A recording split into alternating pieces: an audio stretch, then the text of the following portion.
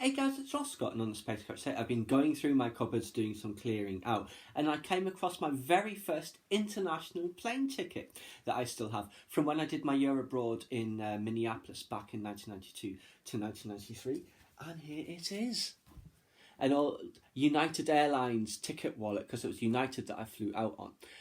It was London to JFK. We were there for a week in Connecticut. Flew on to Chicago, then on to Minneapolis. So, let's bring it out. And I've got the boarding passes from the return in here as well. So this is what airline tickets used to look like. Look at all the pages and stuff in here. There's loads and loads and loads. This is like the disclaimer and stuff, you know, that you just get in footnotes on an email these days. But yes, this was the actual ticket. Yeah, you had an actual physical ticket, not just a print off or a barcode on your phone. So again, loads of bump. All like this. More. That's in red text, so that must be important. And this is the itinerary here. This is not the ticket, this is just the itinerary. Handwritten, as I say, so London Heathrow, there's the time. 120 minutes before departure for a flight to the United States. You know, how long has it been since you're able to do that? And then New York, Chicago, Minneapolis with the times there. But this is the actual handwritten ticket. It had that that copy paper on the other one, so they'd write on that and it would feed through. There's obviously all the different coupons per segment, so just bring that close, you can just about make it out. London Heathrow's at UA 902 or 903 or something. Then New York.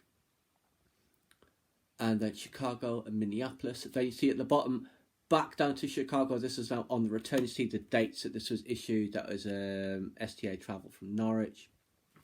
And because there were so many segments, they had to use another actual ticket to complete it. So here is the rest of that ticket. The second ticket, rather. Then all that bump. There is... Ooh. The itinerary there, Chicago, New York, and then because it was via New York, en route to Chicago to Heathrow, and then you see that there, Chicago to Heathrow. Now I do actually have, as I said, the boarding passes from the return. So there is the first one, Minneapolis to Chicago O'Hare. 2nd of July 1992, seat 12F, and that's right, I was on the right hand side of the plane in a window seat. It was a 737-500, I think. And then this one, what is this? This is basically, yeah, Kennedy to Heathrow. Oh, yeah. So it's Chicago to Heathrow, but because it stopped off in New York and everybody got off and everyone was continuing on, got back on, I got another boarding pass for JFK to Heathrow. So there are those two. I also took a picture of myself on that outgoing flight when I was going to the US in the first on that first flight, and here it is. A very nice United 747-200 in that 80s, 70s, 80s livery. It's very attractive. That is not the plane I flew on. That was the plane that's at the gate, but then when we went down to the actual gate, we got boarded onto a bus and driven halfway across the airport, where we got on a 767-200, which is what they were flying on the JFK route at that time. And we were parked next to like one of their 727s as well that operated some of those former Pan Am internal European routes. Yeah.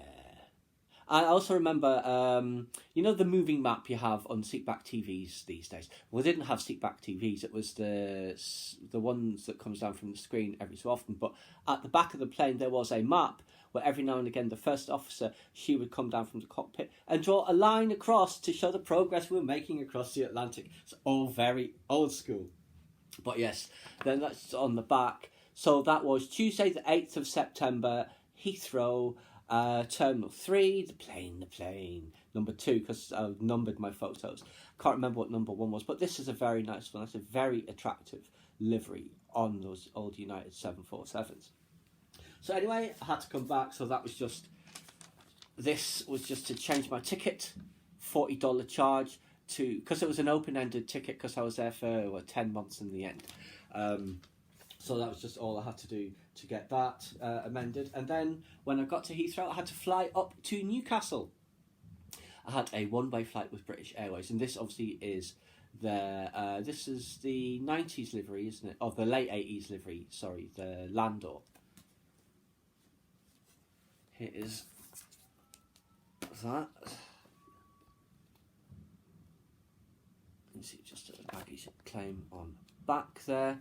So yes, that was £100 for a one-way flight from Heathrow to Newcastle. The prices. And there is the boarding pass.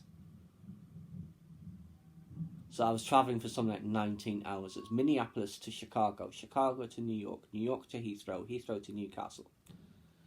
And there was an hour or two, at least, in between each of those flights.